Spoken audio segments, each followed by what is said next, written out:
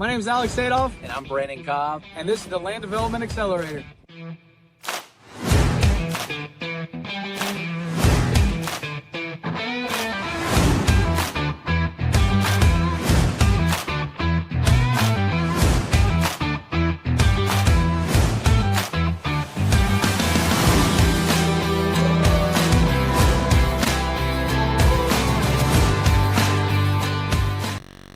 Kelly, for those that don't know who you are, can you give us a little bit of context? Like, what's your story and background? How'd you get into this game?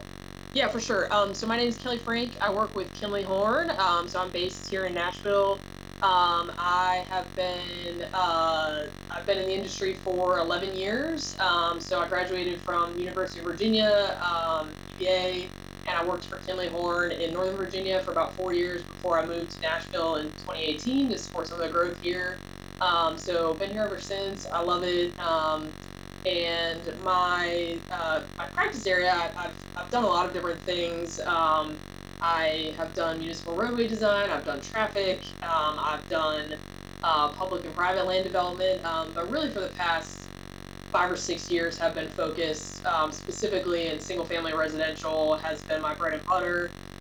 So we have a large growing team here in our Kimley Horn Nashville office doing residential subdivisions, and that's what works. So townhomes, detached, large, small, kind of all types, which has been really fun. It's a really great market to be a part of. Definitely challenging. Lots of tricky things to navigate, as you mentioned, and but it's a lot of fun. So happy to answer any questions you'll have. Yeah, no, thank you for that. So, when should a developer typically engage with a civil engineer? In other words, are there any times where you're just frustrated with you, like, dude, you're wasting my time, like, you don't have this thing ready, set up yet? So, when should a developer typically engage with you? I think as early as possible always helps. I mean, even if you're just looking at a piece of land and have a couple questions about whether or not it's viable, somebody, a civil engineer or a land planner who I partner with and have kind of on my team as well, we can take a really fast look and give you at first glance if there are any deal breakers and be like, don't waste your time. There's a couple of quick things that we could tick down the list just to make sure that a piece of property is even viable before you pursue an LOI or spend time kind of digging into what you can actually put on that piece of property. So as early as possible always helps. And then, I would say generally, if not before you get an LOI, then as soon as you have one, we can help you navigate all the steps of how much density can I put, what would a development look like, what are the utilities like, anything else like that. So we're often the first call, I would say. Yeah. And how do you guys typically determine the highest and best use? Because I know that's a big value add with the engineering, and especially people just starting development. The highest and best use of the land is a pretty big factor in it. What do you look at to determine that? So we always start with the municipality's published guidance. So there will be existing zoning on a property that states here's what the city says should be done on this property. There can also be overarching land use plans that even go kind of look a step higher and say, okay, maybe there's an existing characteristic in this area, but maybe we want there to be a different future vision. And so there can be more than just the current zoning on a property that might influence, what can be developed there, what the municipality wants to see there. And then, particularly if you're looking at a piece of property that is maybe in a county jurisdiction that you want to annex into a city to be able to put more density on it, that's something that we explore a lot for our clients is, hey, if you develop in the county, you can do 5-acre lots, but if this property can be annexed into the adjacent city, then all of a sudden, you can fall into a zoning category where you can do half-acre lots to get, a lot more density on that piece of property. Yep. So we always start with what's published, and then, talking to y'all, to the folks who are looking to develop the property and understanding your vision. And a lot of times we can, help you sort of finesse that vision and communicate that to a municipality. And if it's something, if it's a really exciting development to them, then we can explore things like planned unit developments or, types of projects that are maybe different than what the municipality has zoned, but bring a benefit to that community and offer them something that they wouldn't get otherwise. And so we can help you like craft a pitch to a municipality that will make it more likely for them to approve your use and typically give you more density than you would otherwise get. So you're actually going in and, okay, got this parcel, reading the zoning regulations, looking at the overlays. I mean, you're doing the hard work, right? And we show this in our community, and we actually show how to build these custom GPTs with ChatGPT on how to like find this information and upload the bylaws, upload the zoning, the overlays into it to kind of help it navigate. But that's what you're doing. You're interpreting what that overlay or what that zoning regulation is to see what the city might deem like the highest and best use, and then basically communicating that to the developer, whoever your client is. That's right. Yep. Great summary. What do you wish that developers knew about your role that maybe they don't? It's a good question. I mean, I think I wish, more developers understood how, if you bring the right engineer into the fold, like we can be much more than just the person who produces a set of plans that you need to develop something, right? Like we can be an advocate for you with the municipality, with stakeholders.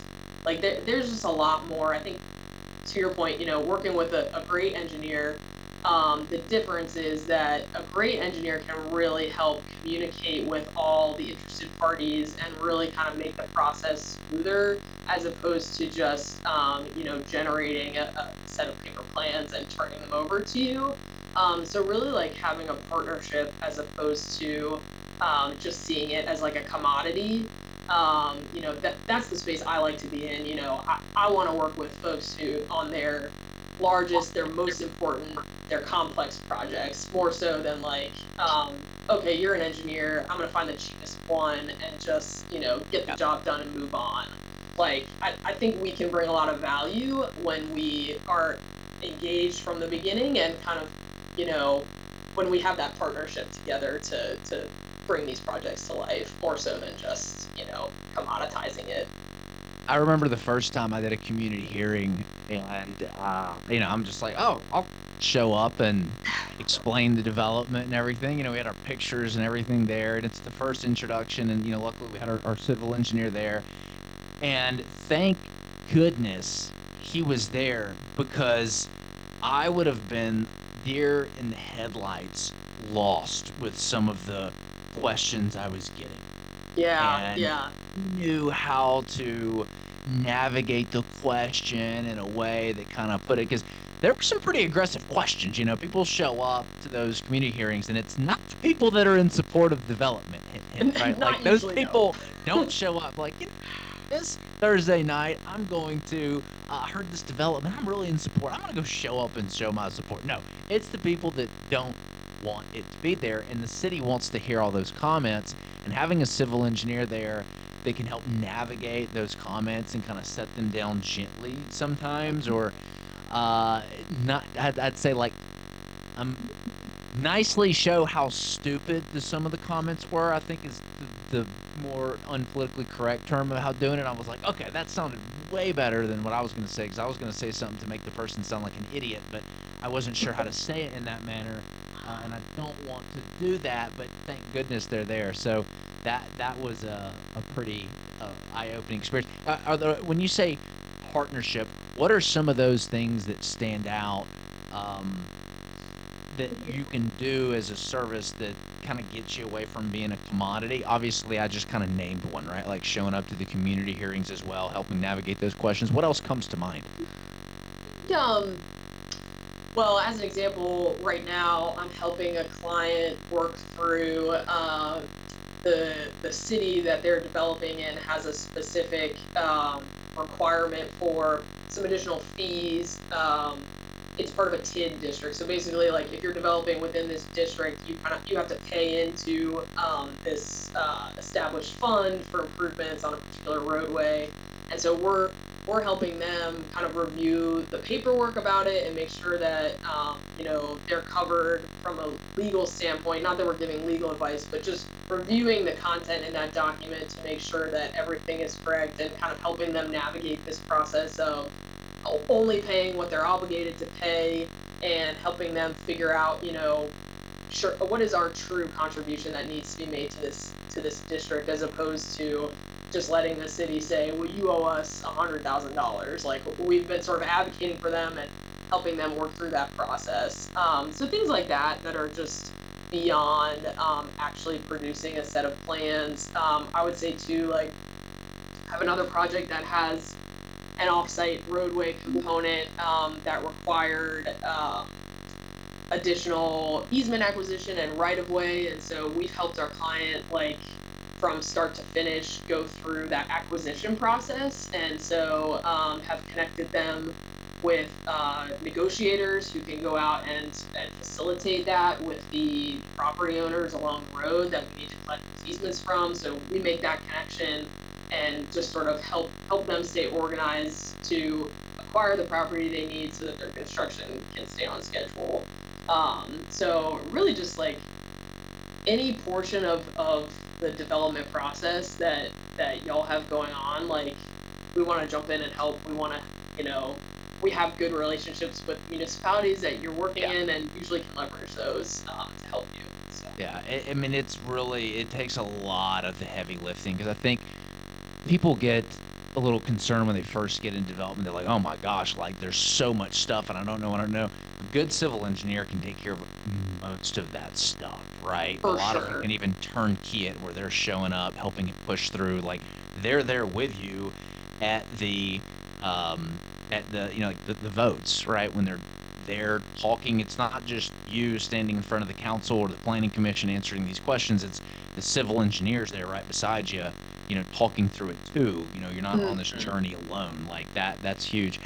How do you balance what the city and municipality wants with what the developer wants?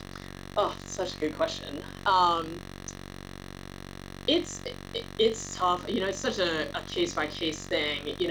Obviously anything that's written in regulations, like, we generally have to follow, right? There's only so much flexibility when something is truly codified, but I think it's knowing the code well enough to recognize when the municipality is asking for things that aren't necessarily written in the code. I think that's a really important skill, to be able to be like, hey, I understand what you're trying to do, but, like, show me where this is written in the code that I have to do it this way. Like, as a professional, my opinion and the design that I'm putting forward meets your code, meets your regulations, and satisfies, the requirements of, like, good engineering judgment. And so I think that's a big one. Is really just kind of finding when they're trying to just get more out of you, and maybe, giving them some things that are low cost or easy to accommodate, but also pushing back when they're starting to overreach and recognizing where that line is. Say that last part again, because that is very important. Yeah, recognizing where the line is, pushing back when they're overreaching, and recognizing that you have a right to only be subject to what is codified, as long as you're proposing a design that is sound engineering. So Yeah, so sometimes these city officials, right, they're not developers, right? They're elected officials, and they think, oh, I'm an elected official, it's my way or the highway. Not always the case. Yeah, they have to abide by their, the laws, the rules and regulations, and a good civil engineer can tell you when they're overreaching and have to point that out. And there might have to be a polite letter from your attorney at some point outlining that to get that obstacle removed. Sometimes we've had to do that.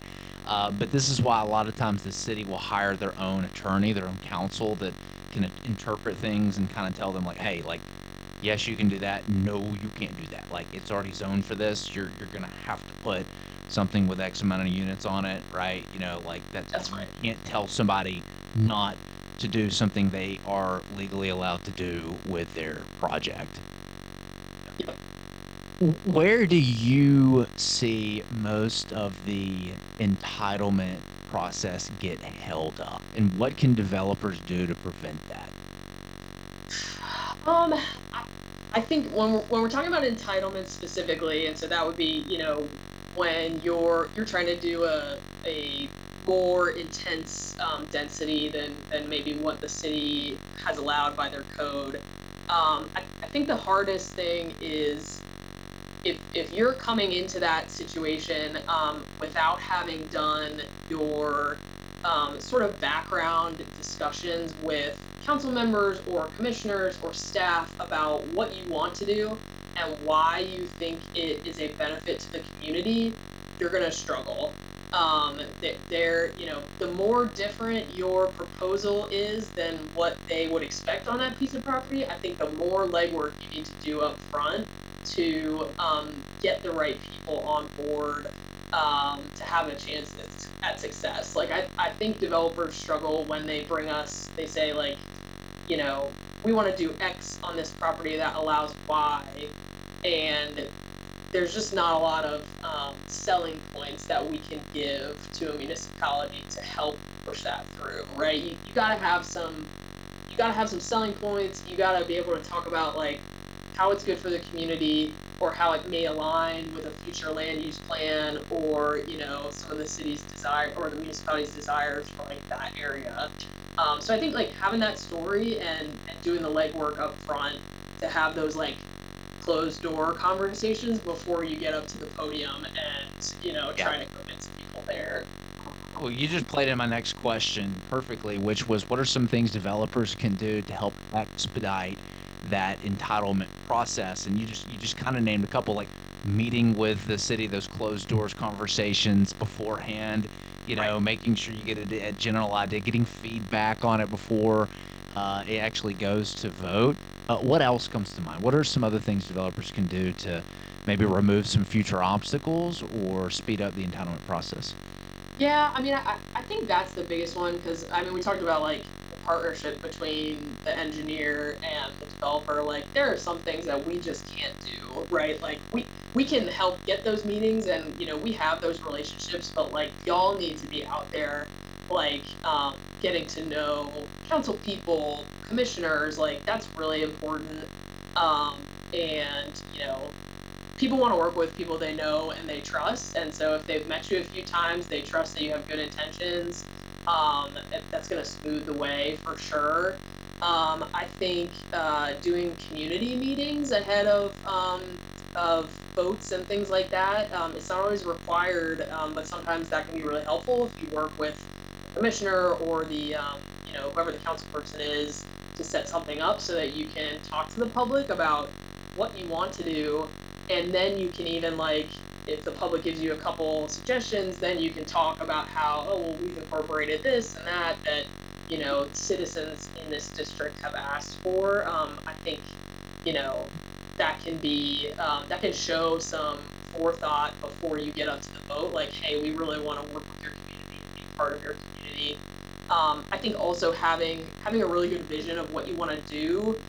So like renderings, sample projects, like things that you've done elsewhere that show that you're bringing a good quality development, can really go a long way. And that's something that you can share with, again, with the public, with commissioners, when you meet with them ahead of time. So showing Yeah. them that like you're legit, you're not trying to put up something cheap, that's going to look terrible, that you want to do something that's quality, that really helps. Yeah, 100%. Alex, you were bouncing up and down there. What did you want to say? I know Dude, she said something it that was you had hit literally on. everything that so we teach this stuff and we just talk about before you start doing anything, before you start looking for land, what like in the coursework it talks about don't start without doing this. Don't even go to the next modules. Like figure out what area you're talking about. And I need you to go to the council meetings. I need you to review the minutes. I need you to understand what matters to every single commissioner, to every single council Yeah. person. Are they a teacher? Are they a single mom? Do they have dogs? So they may want a dog park. They may want a playground in their subdivision. And we need to talk to the planning director to really get the heartbeat of that planning commission. Which way is the flag swaying, this year? Maybe they want townhouses, maybe they want single family homes.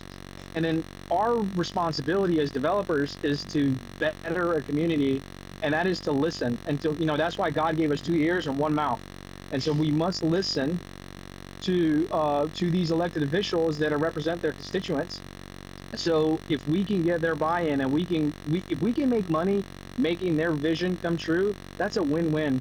So when I think Kelly, you brought up a great point saying, hey, like, talk to the community and see what they want. And then when you come back from that concept plan, incorporating those things, it is so important. And like, be genuine, like you said. I mean, for me, it's very important that I am a genuine person. I was a single dad. I am married. I'm in the military. Like, I talk to people about who I am. Like, because we need to. If they like you and they like you and they trust you, they'll do work with you. And then sometimes they'll ask you for things that just don't work.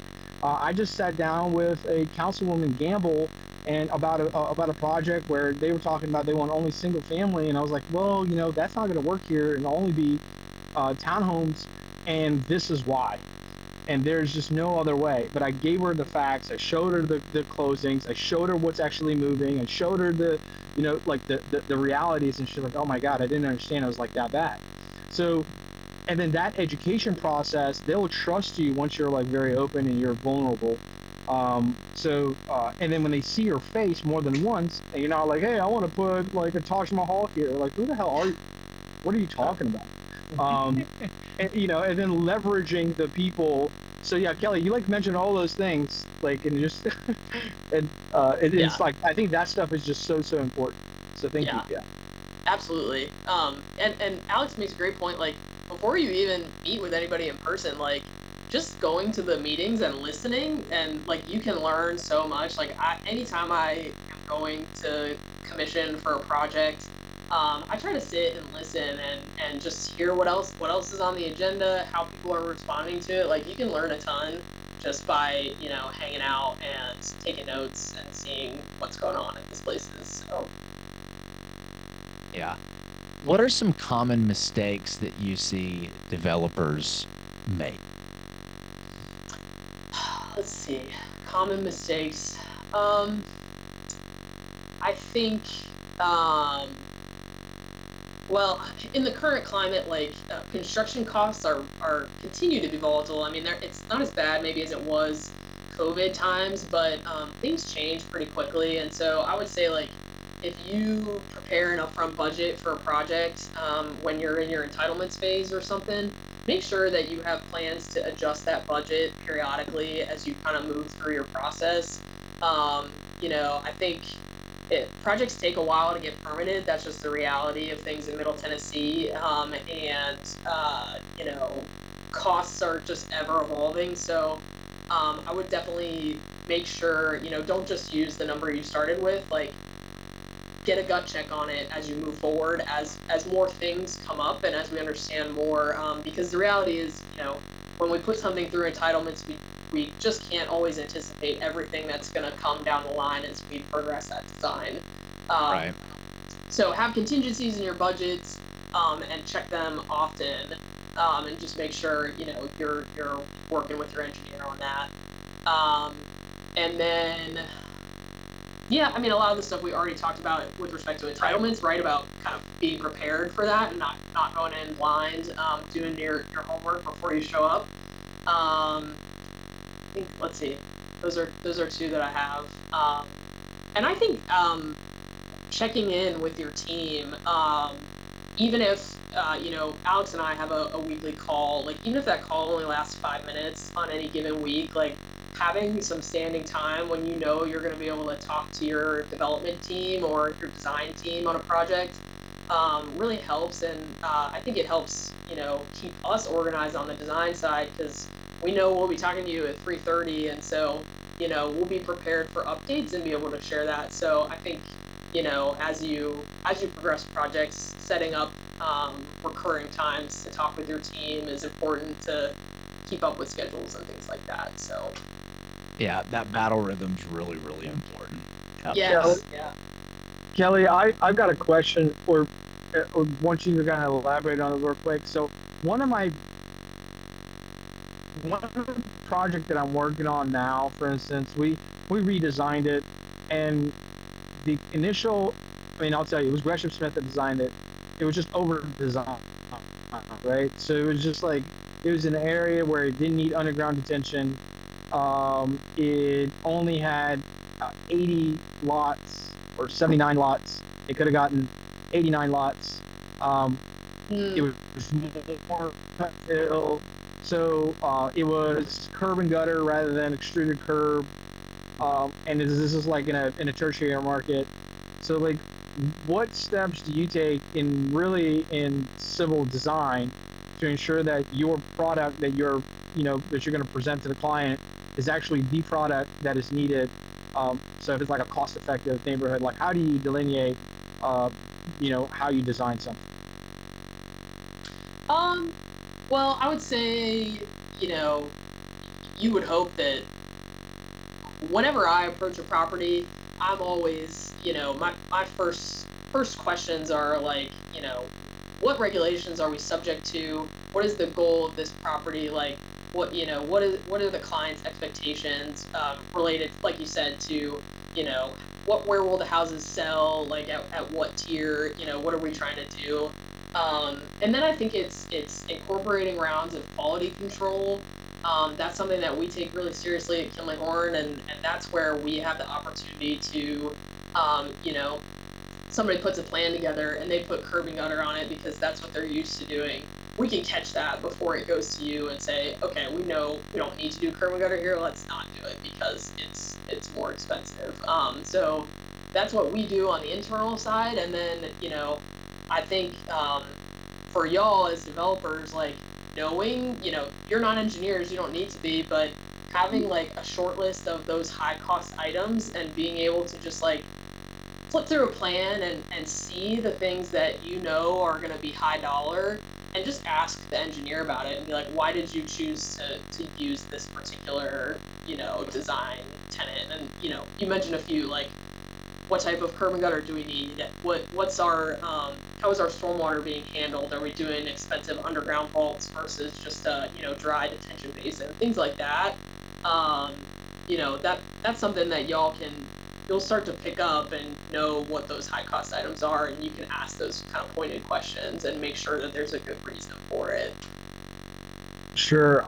Like one of the things that we like was the curbs again, and then putting sewer outside of the roadway and making sure that the water is outside of the roadway, especially when it's gravity and it's pretty deep. That's a lot of rock to backfill.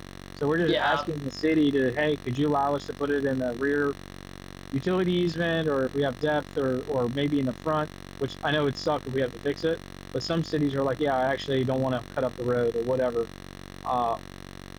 So yeah, I just seen some engineers that are just used to like downtown Nashville, so it's like, oh yeah, we have to have underground detention. So no, you don't. That's very costly. We shouldn't do that. But yeah, so and can you speak to and I know you said like, yeah, you Kimley Horn, what you guys do, but can you speak to like what is the breadth and scope of y'all's capabilities, and then outside of your Kimley Horn, who do you guys partner with and make things happen? Because there's so many different studies that have to happen, and because we've kind of gone through that. Great question. So Kimley Horn in our Nashville office, we offer surveying services, land planning, obviously civil engineering. We do not do geotech, so we partner with folks, other geotech firms in the area.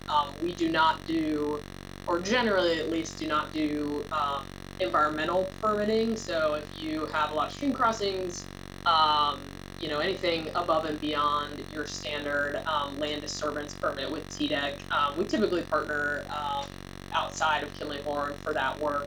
There's great firms who specialize in that we like to work with.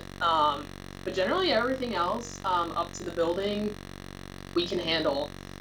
So, putting your construction documents all together, stormwater design, wastewater design, and calculations, all that good stuff. I mentioned we do offsite roadway work. Our Kimley Horn group has, civil engineers like me who are doing, development with developers on the private side, but we also have folks who specialize in public road design, traffic studies, so we can pull those partners in whenever those services are needed. And then, once the plans are approved, we can help with final plats, construction phase services, all that good stuff. We have a structural team too, so you need a bridge design, or retaining walls that you need to look at. We have that in-house as well. So that's a big thing for us. We like to try to provide as much as we can under one roof to make it easier for y'all to the extent that we can. I have a question for you guys. How do you potentially, let's say that I am looking at a piece of land and I'm not super experienced with development. As we all know, you don't quite know what the development costs are going to be until you get those civil drawings, right? Yep. A good seasoned developer can ballpark it, look at worst case, look at, the geotech report in the rock, bringing you guys in. How does a developer work with a civil engineer on the front end to determine if a potential site may not be worth pursuing? Because we've made this mistake. I've bought land before it was approved and not designed, and the design costs were way more than the development costs were way more than I thought it was going to be. Like, made a big mistake there. Like, how does a developer work with you to even decide if they want to pursue a specific project? Sure. So we do it a number of different ways. I would say, the most common is that the developer would initially contract with us to do some due diligence on the property. So just kind of that desktop research. And then whatever the entitlements package is necessary, if that's like land unit development or any other type of rezone. And then we would also do a preliminary engineering package as part of that sort of first phase. And that's always, the layout of the site, preliminary grading, and preliminary utility layout. And so if you have those kind of three sheets, what type of streets you're doing, where your utilities are going, and generally what the grades look like on the site, you can pull a pretty good initial cost. A lot of the contractors in the area will price based on that for you. They like to have first looks at things, and so I know a lot of our clients will go to a contractor with that 30% set of plans and get a really realistic first look.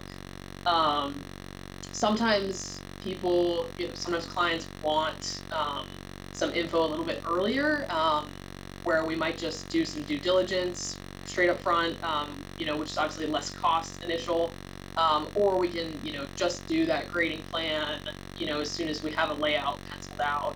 If you're concerned about the grades, it basically through that due diligence, we might figure out, okay, what are the concerns, what are the things that might be big ticket, and then help recommend to you, here's what I would do next, to sort of flesh out those big cost items. So yeah, that's huge. I mean, I can't tell you how valuable that is, what she just said. That removes a lot of your risk on your first few projects, right? Doing that initial hiring them to do that DD, flushing out what some of those potential high costs are, getting that preliminary grading, because your biggest costs are going to be like your grading and your utilities, right? I mean, that it's those two. So yeah. If you can kind of get an idea about those and get those bid out, that's going to answer a lot of the big picture question. The roads and stuff, you can get a linear foot cost for the roads and contractors. That's kind of easier. But yeah, you're grading your utilities. Those are your big question marks. But for doing your first couple deals, that's huge, guys. being able to pay for that DD on the front end. So my question on that though, that was exactly my number one question. What, as I've talked to civil engineers, it sounds like that's still just that is fairly costly. And if you're doing this on 5 or 6 lots, you're spending a whole lot of money just to even get a swag viability estimate to know whether you want to deal with these. So any guidance there on like what we should expect that to run, or ways to be more efficient, the most efficient about that? Yeah, I mean, it all kind of depends. So the initial sort of due diligence report, or that work we can do, that's a less than $10,000 task. I mean, more likely 5 to 7 to look at a piece of property and give you a sense of what's going on, pull some existing topo, and so as long as you can, making that initial investment, then we can help kind of provide guidance on what we would do next. And yeah, so the preliminary engineering work, I mean, it depends on how big your site is, how much that would run, but you can start with that initial due diligence just to get an idea. And I mean, Alex knows this, he can also email me, we work together, we have a working relationship. He can email me a property and I can take a quick look at it and be like, yes or no, and kind of help. Once you have that relationship established, we want to work together and try to, I'm not gonna charge you for a $10,000 report if I can look at it and say this is not gonna work for what you want to do. Yeah. So we try to help you guys make good decisions and only spend the money when it is looking, when we think that taking that next step makes sense, based on the knowledge that we have at that stage. For that first report, is there a name for that? I've heard the term OPCC, or initial due diligence, or is there what is it that we should ask for? A due diligence report. If you're looking for cost information, that would be your opinion of probable construction costs, but we can really only do an OPCC once we have some semblance of a plan laid out. So we would have to do some initial work first, to lay it out and kind of see what we're working with. Yeah. And one of the ways to really reduce that risk is, when you're getting that verbal from the city on your concept plan and then taking that to builders, these builders that are looking at it, they're walking that land too. That's your extra set of eyes. This is what they do for a living.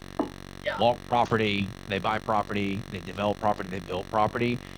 They're your buyer, they're who you're going to be locking up.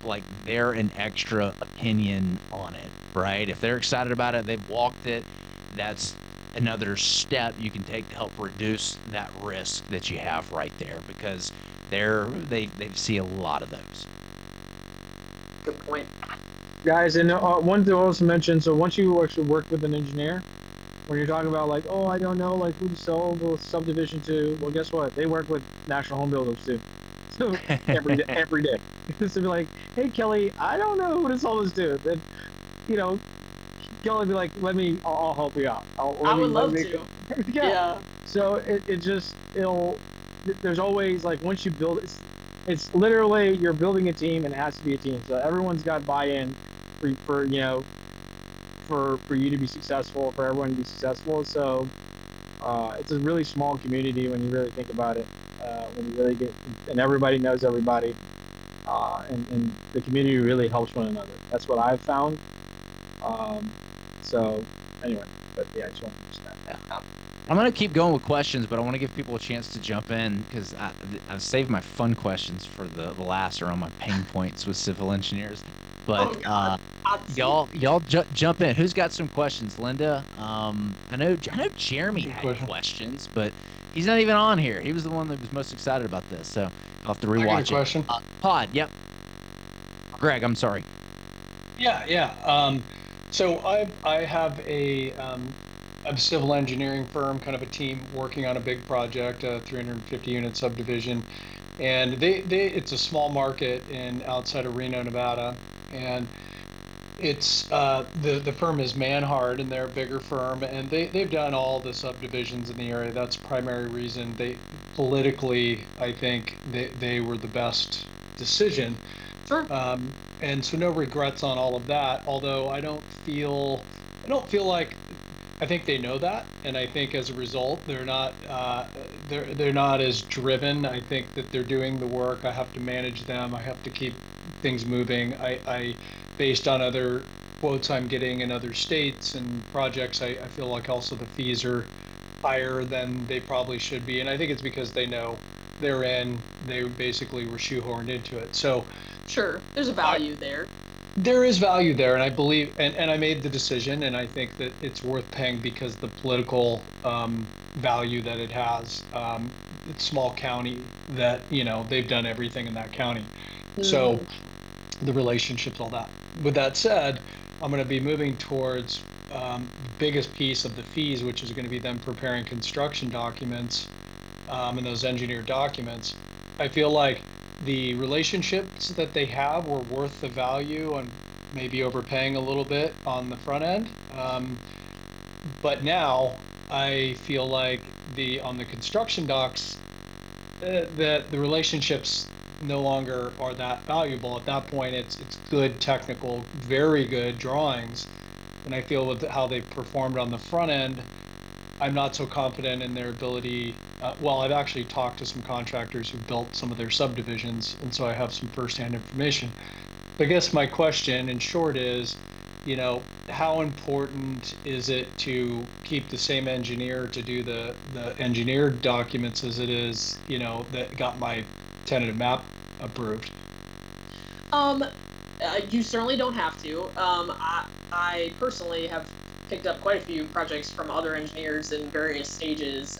So it definitely, people do it. Obviously, there's a little bit of efficiency loss, and you're going to have to catch up your new engineer and kind of, get them on board, give them the time to figure out what the thought process was. But I mean, we do it all the time. If you are feeling like you're not getting the level of service that you want, and think that you can get someone to do it better and or cheaper, you can certainly make that switch. And I do think that this is the time, like if you're going to do it, it would be right now before you move into that CD phase. So it's really, it's hard, right? And you'll have to weigh what's important to you and what's important to you and your consultant in terms of what you're getting. And, if their fees and service are not living up to the hype, yeah, shop it and see what you can get and see who you meet. And you can even go back to them and say, here's where I'm at, and maybe, negotiate a little bit, but yeah, it can certainly be done. It's not required. I mean, Yeah. it can be easier to stay with the same person, but at some point, you have to decide if it's more than you're willing to deal with. Yeah, I think right now they know the position they're in, and so I think that once we get to that side, they'll also know the position they're in, and that they're not. I can really have that done by not anyone, but there's other options, and the relationships become less important. I guess maybe that's the second part of the question is they are very tied in. I mean, they wrote the comprehensive plan for this county, so that's how linked, tied in they are. But once I have the tentative map approval, and we've basically gone through that, I've gotten all my conditions back. How important is the relationship at the next stage, right? I think the person, the engineer leading it, is more important than the number of projects they've done. Even if it's someone who, as long as you know that they're a good communicator, a good relationship builder, they're going to do the best job for you. Like, I would trust that person 10 times over someone who, maybe knows their planner really well, but, isn't going to pay attention to your project the way that you think they want to. That's just my opinion. different Yeah. people might feel differently. But I do agree. I think the relationships are slightly less important once you're doing the CDs, right? Because you're just preparing a set of documents that stick to the code. Like, yes, you need to have rapport with the permitting agencies and things like that. But that stuff, over the course of a 350 unit project, like somebody can, you'll build those relationships, you'll have them through the course of just doing the plans. So Yeah. Okay. Yeah. Thank you. yeah. Great question. Who else has some questions? Because I've got a list, but we've got about 9 minutes left, and I want to be respectful of her time. I'm looking at the path of growth around a couple of metros. How broadly should I expect a civil engineer in terms of like what is their catchment area? Like knowing how to regulate, because you're dealing with multiple small cities, small suburbs, and the county, and like how broadly do you operate around Nashville, I guess, for example? Yeah, I mean, as a global answer, it really depends. Like, different MSAs, people specialize in different things, right? I would say in Nashville specifically, like all the surrounding counties of Nashville are served generally by engineers out of Nashville. I think maybe with Murfreesboro as a exception, but I mean, you've really got engineers in Nashville who are serving everything, out to Cookville and Crossville, down south towards Tullahoma, until you get to like Hamilton County.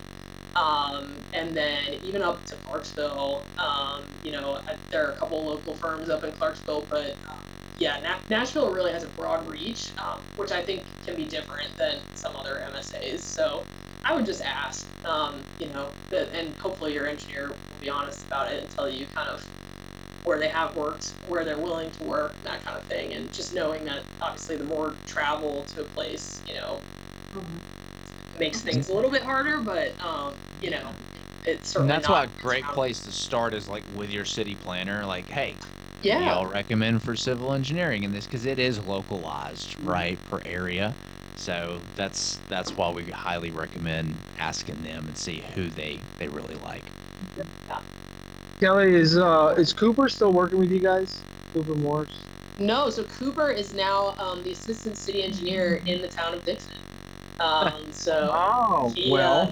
he went to the other team. But I think it's really great. Obviously, you've met Cooper. He loves Dixon, and he'll be great for them, a great advocate for them. We're excited to keep working with him.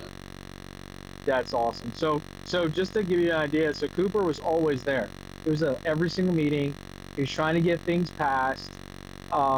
There is another so certain cities, they don't have their own city planner, and what they do is in Tennessee, there's the GNRC, which is the regional engineering paid by the state, shared costs with the cities.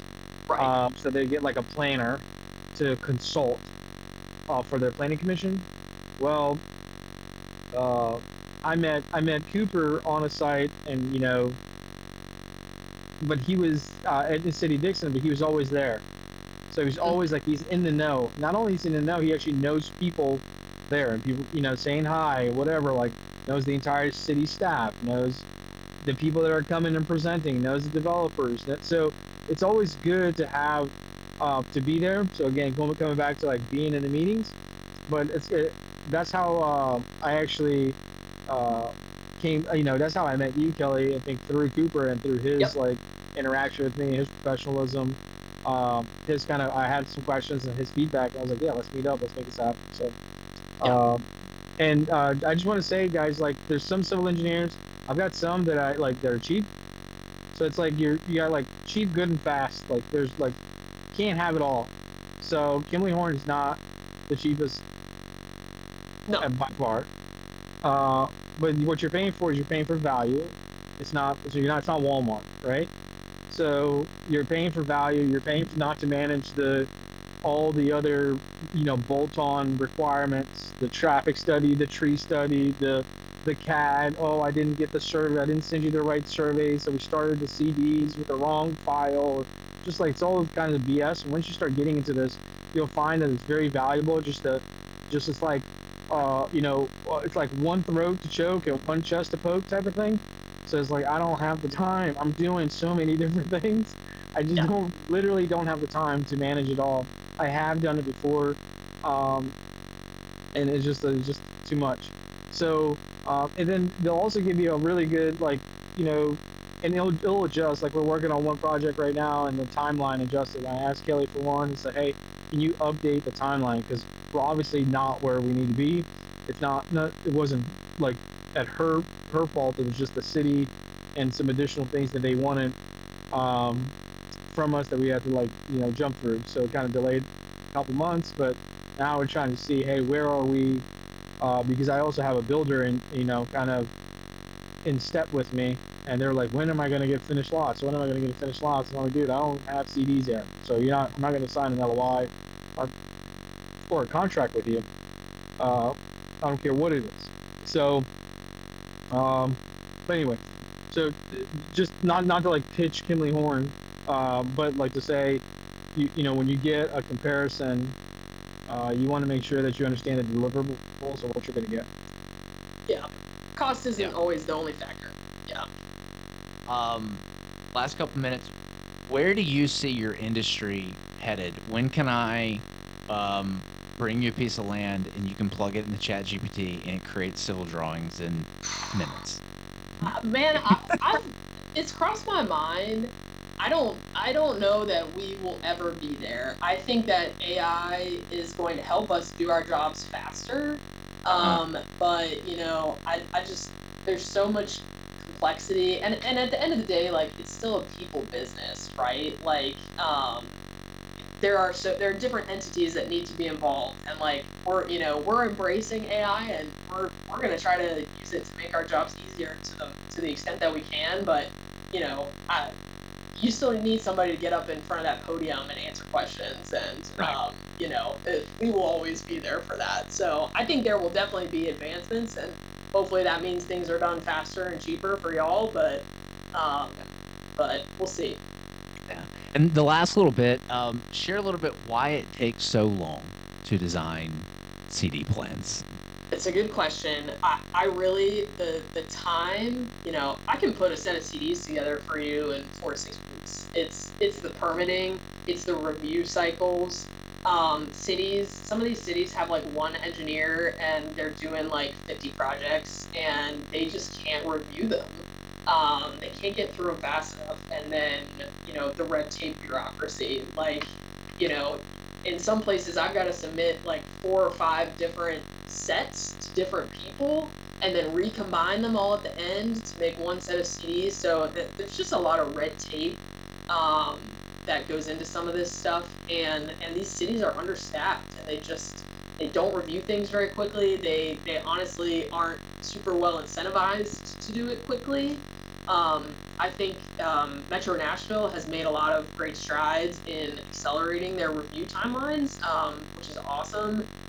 In the past like 4 or 5 years, they've hired a bunch of outside consultants to help them with that, and we've seen really good change from them in some departments. But yeah, it's really the permitting and the steps that you have to go through. So we can design it pretty quick, but it's just, will they review it in a timely manner? So that process takes a long time. Well, Kelly, it was a pleasure having you on. Thank you so much for your time. Tons of gold nuggets right here. Show Kelly some love. We'll let you go about your day. Thank you. Awesome. Kelly, and I'll share with everybody. I'll share your contact information, your email.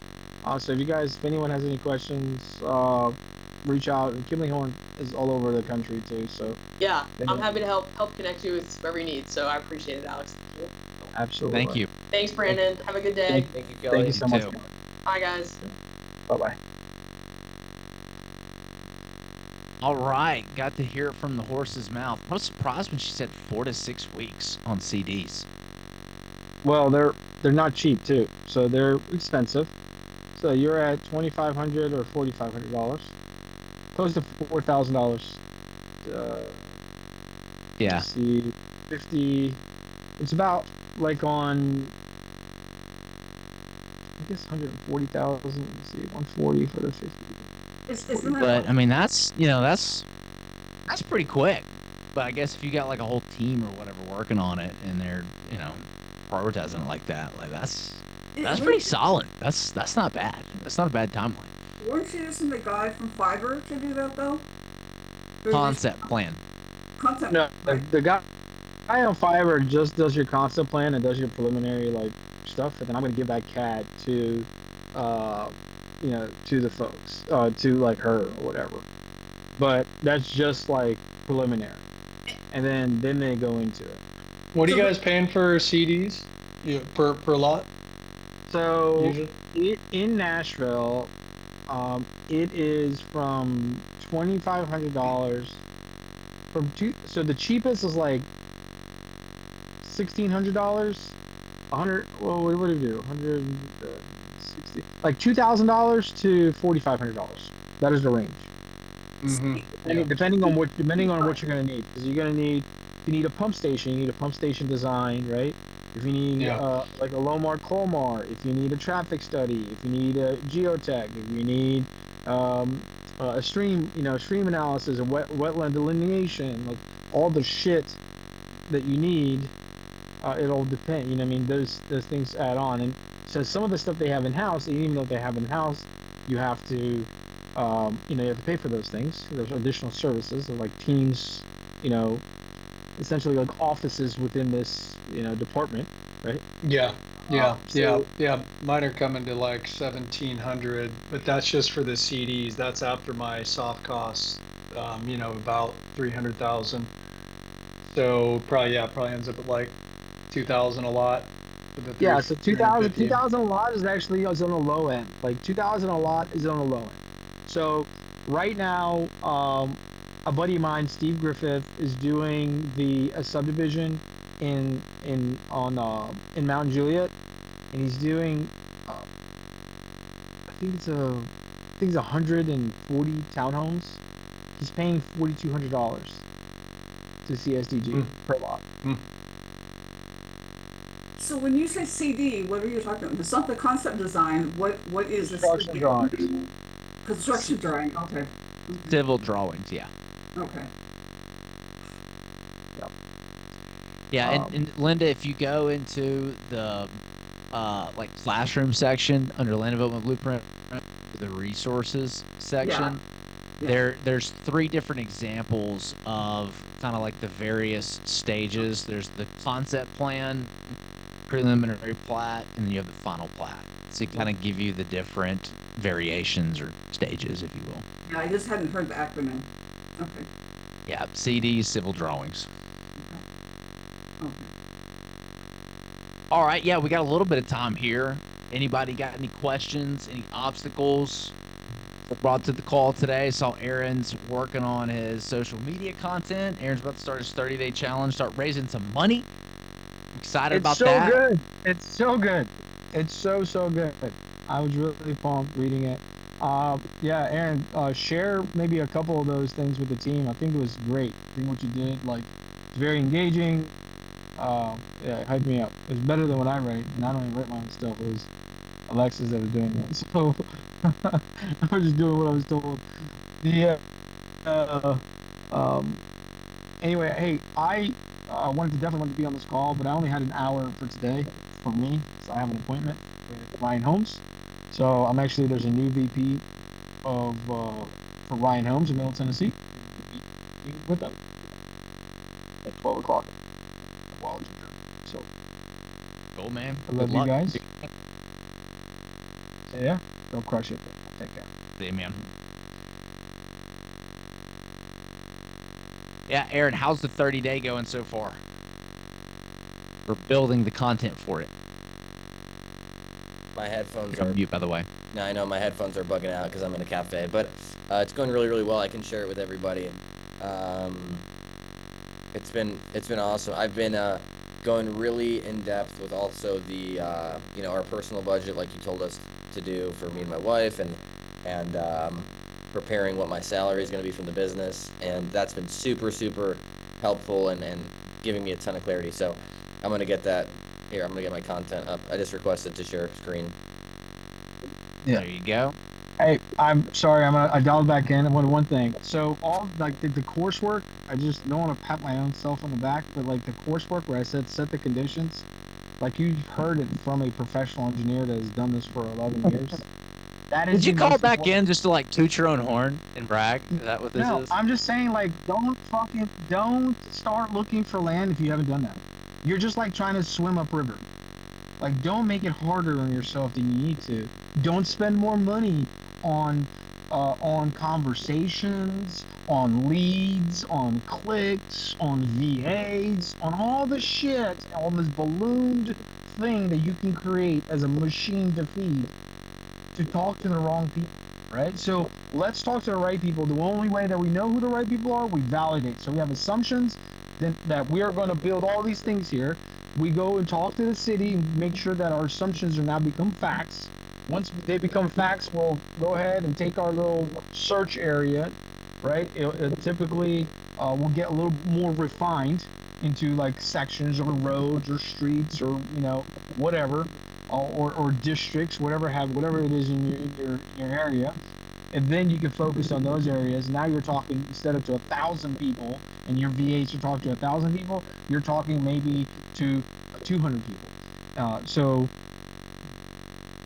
please take that was probably what she said was gold, and it took us a lot of time in getting it wrong. Like I've done it the other way, and we spent a lot of time and money doing it the other way, and we paid the stupid tax. So all I'm asking you is don't pay the stupid tax. Just listen to that advice. And, I love you all. Peace. Bye bye. But yeah.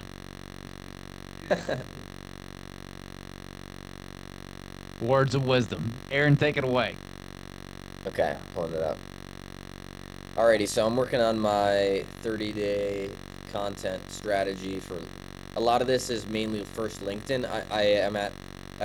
I've written 8 posts so far. Some of them are videos, most of them are written, but I'm trying to come at it with like a little bit of humor, a little bit of like youthfulness, and Oh, real quick, are you trying to share this? Because I gave you yes to share, and I don't see anything.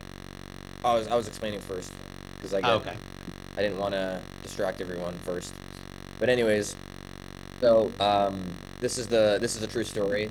So the post is gonna be: there was a rattlesnake and a cemetery. So one of our guys was walking a parcel we're buying, middle of nowhere, 40+ acres. About 10 minutes in, he spotted something that stopped him cold: a cemetery. We didn't know it was there. It looked like a private family plot. Headstone's over 100 years old. As he's staring at it, processing what he found, he hears rattling. A rattlesnake is coiled up near his boots, ready to strike. He dropped everything, drew his pistol, and shot it dead. This is a true story. I can show you the video in a sec. I can't copy paste videos into Google Docs, but I was talking to a marketing friend of mine. He said I need to put in the video, I need to put a banana over the gun because I'm going to get blocked from LinkedIn. So that's the first post. I haven't added a CTA just yet, but I will.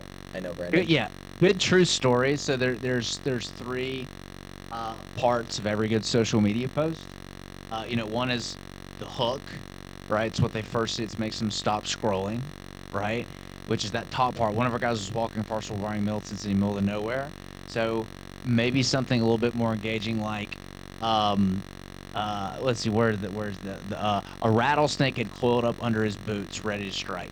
That's what I would put at the very top there, because that's the only line they're gonna see on LinkedIn, and that's gonna get them to stop. Wait a minute, a rattlesnake coiled up under his boots, ready to strike. And then the next is you've got the bulk of Brandon, the content. content. The first thing they're gonna see is this: there was a rattlesnake in a cemetery.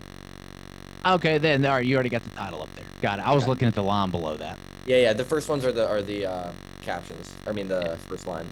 Stories sell, and then you already know you got to have a CTA on there. So that's perfect. I'm gonna add those. And then I have a confession to make. I've never seen any of the land I've bought, not once, not the 73 acres we just bought, not the 6 acres on the random island in Washington State. But that's by design. Build a system, not a side hustle. And the more I stay out of the field, the more deals we close. And then I'm gonna add a CTA, obviously, a call to action. I'm gonna show you my standard call to action in a second. I think you'll like it because Brandon, you were explaining sort of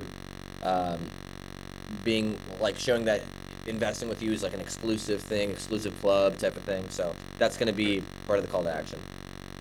The one thing, and I can't wait to see your content when you finish everything out, because this is the LinkedIn stuff works really well, and you can just kind of regurgitate it across the other platform. This type of style won't work as well on Facebook and Instagram, but it works really well on LinkedIn.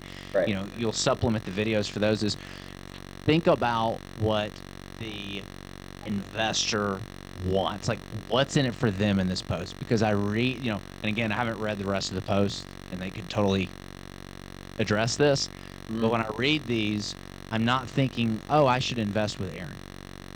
Right. I'm thinking, oh, Aaron's teaching how to do land subdivides or lots or something. Like what value does the reader get out of it? So just approach it from that standpoint.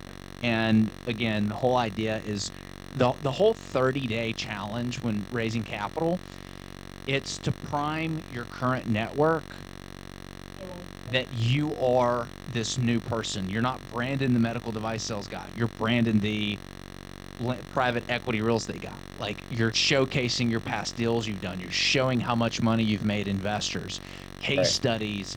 You're showing bits and pieces of your business and operation, because your network is following you on social media. And the next step, once you've unveiled your secret identity and you're transitioning, is we're going to start to prime them by reaching out to them. And not to say we have a deal, but hey, I've been thinking about something. I want to pick your brain. I'm thinking about my business is growing. I've got these awesome land deals where investors are making healthy double-digit returns.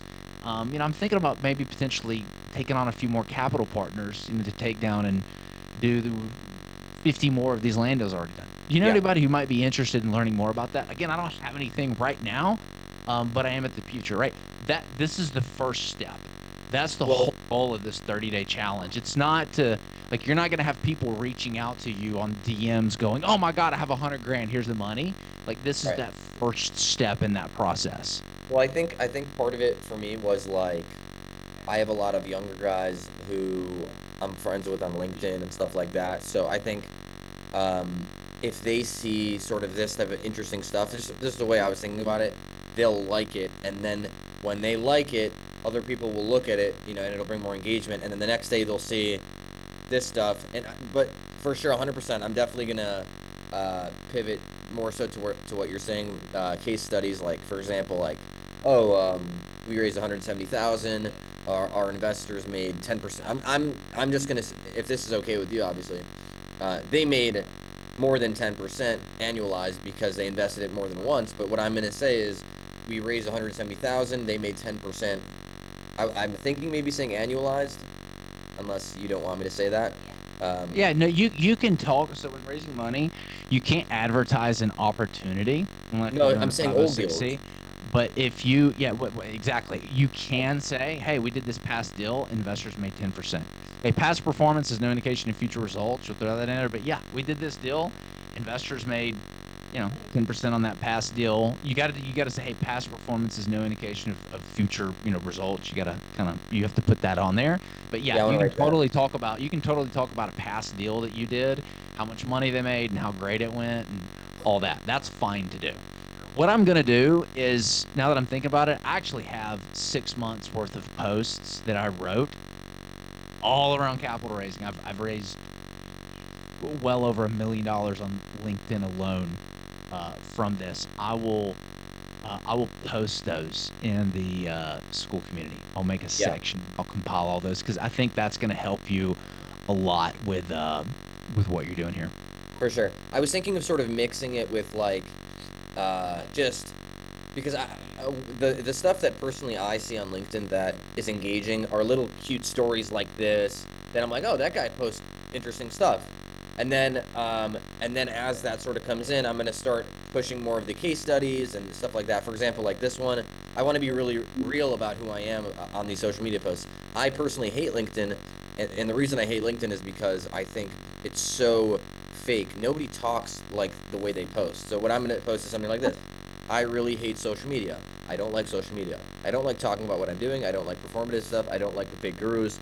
I don't like the silent whose stick is bigger competition. I don't like LinkedIn word salads. No one even talks like that in real life. But I know I won't get very far with just I don't like. So I'm pushing myself out of my comfort zone because the mission matters. We're buying land. We're buying land off market. A lot of it. We're turning raw land into real communities, single family homes, townhomes, places people will actually live. And I'm looking for people who want to be a part of it. Not followers, not fans, just people who want to put capital to work in something real. If you're obviously this part I'm going to fix. If you're an accredited investor or you know someone who is, reach out. This isn't for everyone, but it might be for you. That one's okay?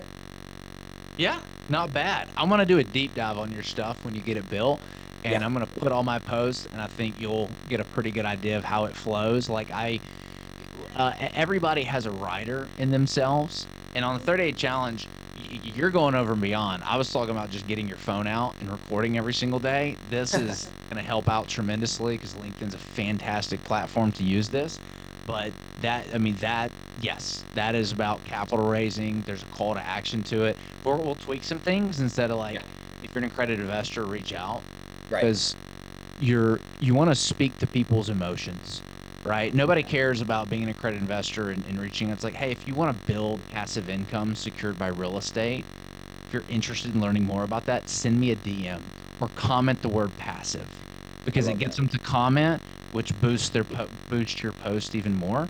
So there's a whole thing about that, and like you've kind of moved, like this is what you're doing is part of the raising capital from accredited investors. You kind of skipped ahead. I definitely recommend starting with just like raising from your network first because you haven't tapped into that. This is fine. Like this is great. The fact this is only going to help your 30-day challenge. You're doing one of the modules in the raising capital from accredited investors, which is how to write content that converts. And so there's a whole section on how to do that. So props to you jumping ahead right here. Yeah, well, you know me, I'm Mr. ADHD, so. Yeah. But yeah, I mean, here's some more. Like, Aaron, have you ever had a deal go south? The answer, many. I love the South. South Carolina, Tennessee, North Carolina, Georgia. And yes, the south of France too. Me plus my wife pictured below. The people are the best, the land's not too bad. So if you want to invest in a deal that goes south, send me a DM. So again, you're not advertising an investment opportunity. Don't do that. That's a no-no. If you want to learn more about creating passive income with land, comment the word passive. Like you cannot advertise a deal on social media. You can't do that. So if it smells like an opportunity that they can give you money for, you can't do that. But you can say if you're interested in learning more. If you're learning more is different than invest with me. Make sense? Better?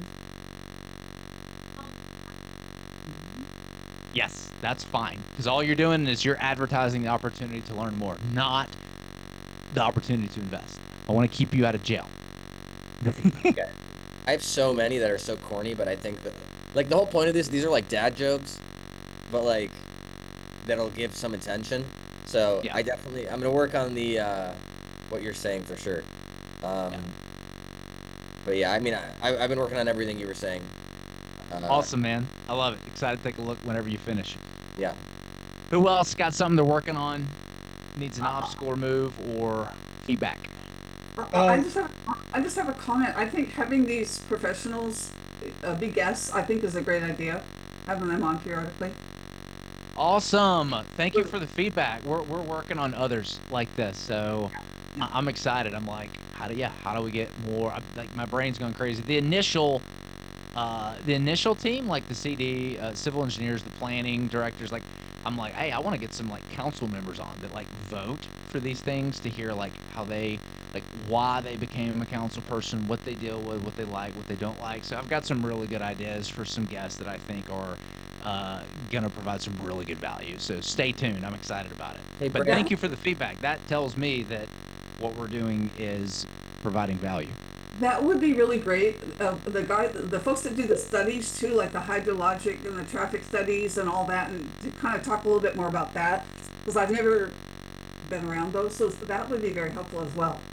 Yeah, I'm on it. So that's every person we kind of deal with, like where my head's going with this, every person we deal with, I essentially want to get on here and have them interview and then put that into the content, because I think that's going to be huge. So yes, stay tuned for that. Thank you for the feedback. Brandon,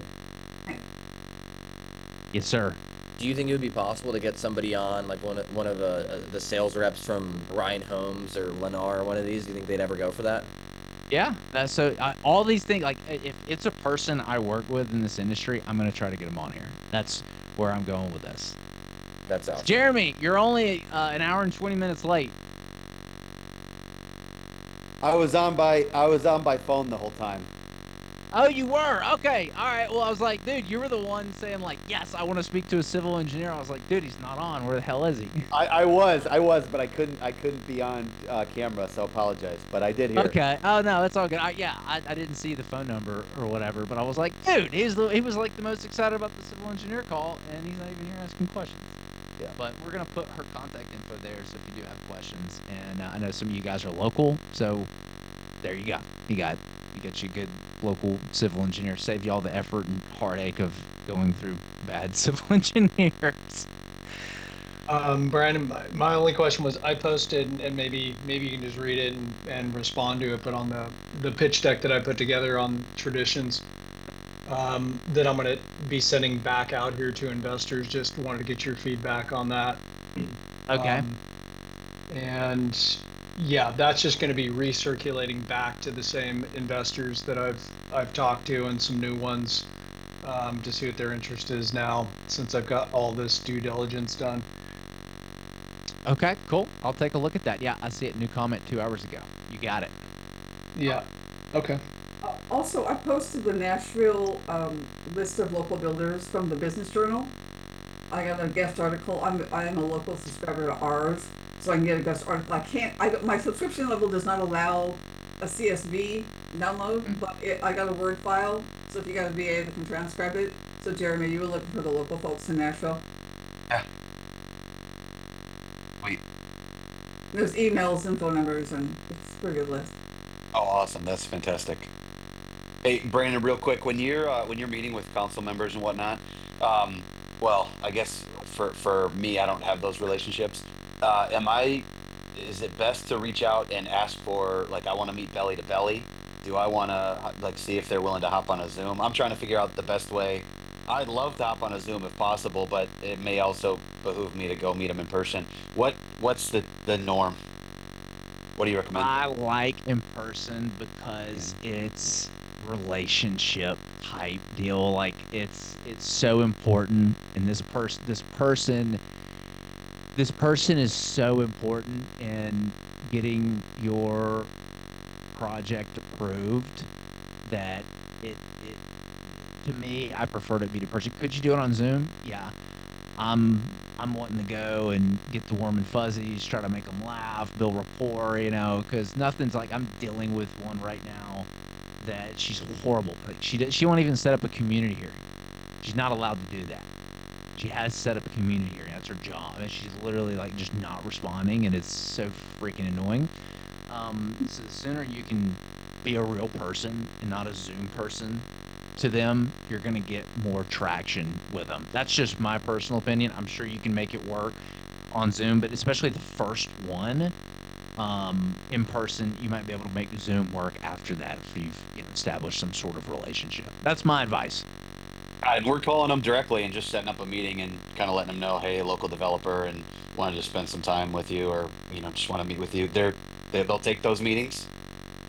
Oh yeah. If it's a council person, like, hey, I'm new to town, looking to doing at some development area, wanted to meet just to get a sense of, what you guys are trying to build in the community, what developers have done to create win-win situations for you guys. Like, what are the citizens wanting in the community? What are they complaining about?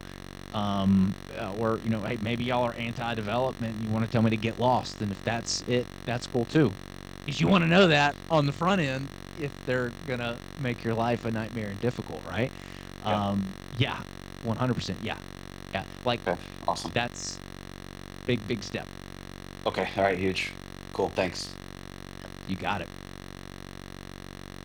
What else we got? We'll hang on as long as needed to get everybody's questions answered. But if Hey, nobody has any Brandon, questions, the question I have is as far as, reaching out to investors, right? I'm reaching out to investors that are kind of in the market, known people for this project and sending them this pitch deck. I mean, as far as your understanding, I know I talked to an attorney on this, but, you know, offering an investment to somebody, I mean, what are the limitations, yeah, at this point, so here's how I approach it, right? And I always say, hey, make sure you get legal counsel. So here's my trick that I'm doing. Like, you're gonna get in trouble with the SEC if you're taking money and you're not compliant, right? That's kind of the really big no-no there. So if you get like, let's say Aaron puts that post on there and he didn't edit it, and the SEC goes and finds it later and wants to audit his projects, and he sees that he took money from somebody without being set up first, like, he's going to get in trouble for that. What I like to do is I like to get soft commitments. Based on my interest on the soft commitments, then I can go and pay the fees to set everything up, do all the work. The complaint of the attorney does all that, and then just funnel those soft commitments in there. The reason I preach that, I paid $30,000 to set up an international fund, and if y'all saw the complicated structure, the Delaware, I mean, it sounded like we were running a money laundering operation when I looked at the flow chart of how this attorney set this fund up. Like, it started at, like, we were trying to raise money in Dubai, and there was an LLC set up somewhere in Europe, one in like the UAE. Then it went to our Delaware, and then it charged. It was insane how complicated it was, but it was set up to try to reduce the double tax burden because they get taxed in the United States and then back where they were. And we spent all this money to set up this international fund because we were anticipating raising money from these investors in Dubai. That never even materialized.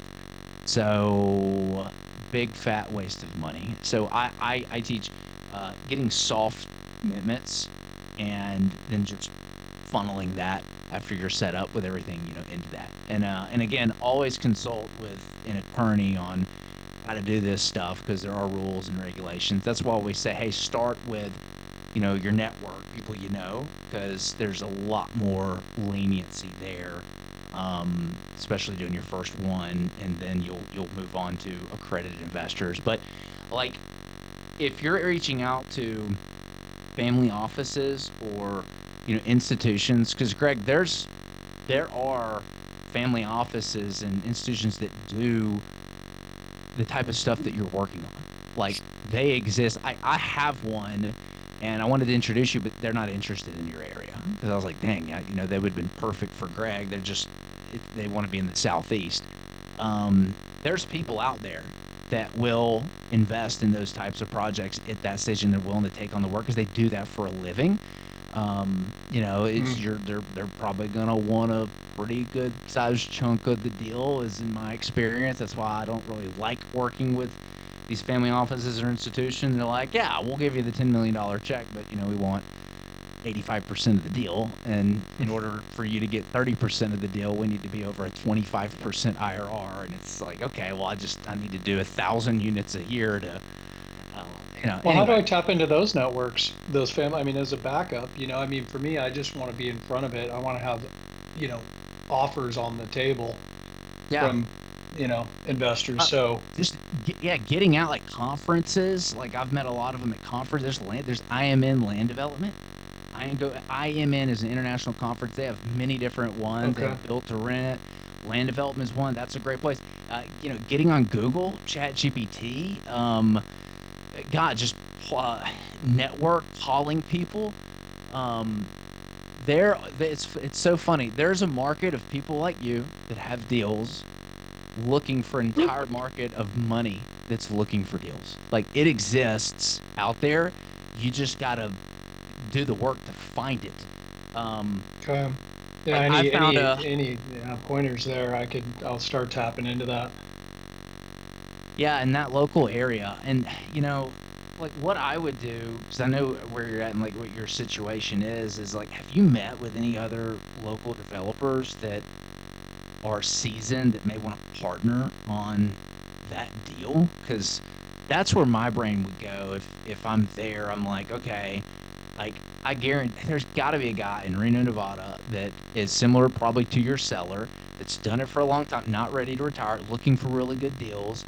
And you've got it to a point where they have such localized knowledge of that area and probably know the planning commission that they'd be willing to, partner with you on that deal to help take it forward. Like Mm-hmm. that's one. So I would be looking at that. That would be like step one. Like, so I would go and meet and figure out who's who in the zoo and the developer. Like, I know all the developers here in Nashville. I say that. I know a lot of them. There's still some that come out of the woodwork. And, I met one the other day. I was like, who the hell are you? And he's doing tons of projects. I was like, how have I never heard of you? And, he's willing to buy and invest in some of our deals. I was like, oh, sweet. Okay. Yeah. I'll let you know when I have something. So, man, money is everywhere if you go out and know where to look for it. I mean, it's literally everywhere. Yeah. Yeah. Well, I'll start tapping in if you have any suggestions on where to start, even where to start looking and networking on the family offices. Definitely look into partnerships locally. I'm going to be talking to these brokers who really brought me the deal. It's a small market, so everybody kind of knows everybody. So I'm also trying to be careful as well of talking to people that, just trying to be careful with who I share information with, that I'm looking for investors, because I'm still in contract on the deal. And, all these people become backup offers to mine, essentially. you know, Yeah, and that's why you want to make sure it's locked up for the time that you need, right, to do it, because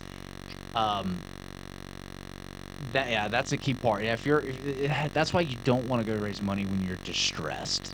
Like, you want to do it before you have something and you've got that group of people that have raised their hand and say, yes, like I want to be contacted, right? You've kind of done those preliminary steps. You've laid the foundation, all those modules that say, building your foundation for raising money.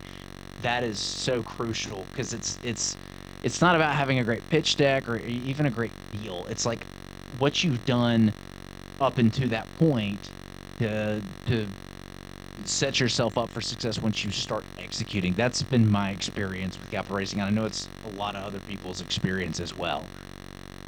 Yeah. Have you asked your civil engineer that knows that area really well, that works with all the other developers, if they know any other developers to introduce you to that might want to partner on this deal? Don't say, hey, I need the money to take it through. Be like, hey, I want to maybe develop these lots. I'm going to need a capital partner. Who can you introduce me to that might want to do that with me? Yeah. Have you asked No, them? I haven't. Yeah. No, I will though. Yeah, and I So think that's I've been wanting to be careful about how I say I'm looking for a partner, because obviously, I don't want to say I'm looking for a partner to finish on soft costs and construction docs. But I think if I approach it that way, then I can have the conversation with the developer partner separately and discuss So at what stage they'd want to come in. yeah, they know